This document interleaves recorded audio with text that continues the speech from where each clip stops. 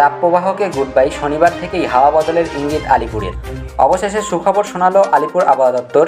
শনিবার হাওয়া অফিসের তরফে সাফ জানিয়ে দেওয়া হয়েছে, তাপপ্রবাহের আজ থেকে মুক্তি পেতে চলেছে কলকাতা সহ দক্ষিণবঙ্গের একাধিক জেলা।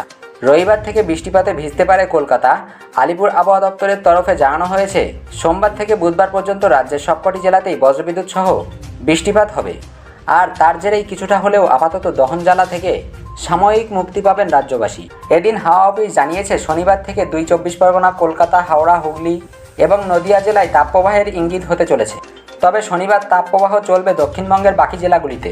এদিকে রবিবার কলকাতা, ২ পরগনা, বীরভূম, মুর্শিদাবাদ এবং পূর্ব মেদিনীপুর, নদিয়ায় বৃষ্টিপাত শুরু হতে পারে।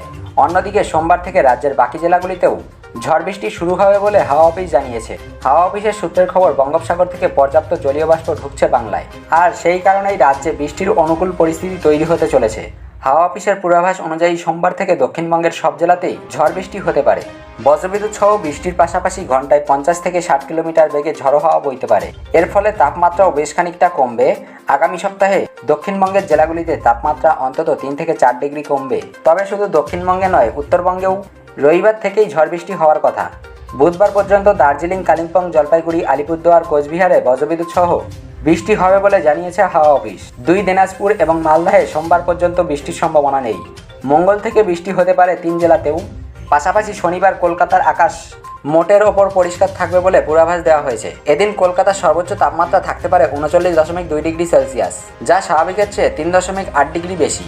সর্বনিম্ন তাপমাত্রা থাকতে পারে 29.1 ডিগ্রি সেলসিয়াস, যা স্বাভাবিকের চেয়ে 3 ডিগ্রি বেশি।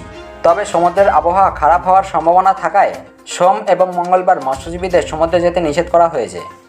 আমাদের কাছে আপনাদের সময়ের দাম রয়েছে, তাই আমরা অযথা খবর দিই না, আমরা দিয়ে থাকি পয়েন্ট খবর। আমাদের এই শর্ট নিউজ আপনাদের কেমন লেগেছে তা নিচে কমেন্ট করে জানাবেন। ভিডিওটি ভালো লাগলে অবশ্যই একটি লাইক এবং সাবস্ক্রাইব করবেন।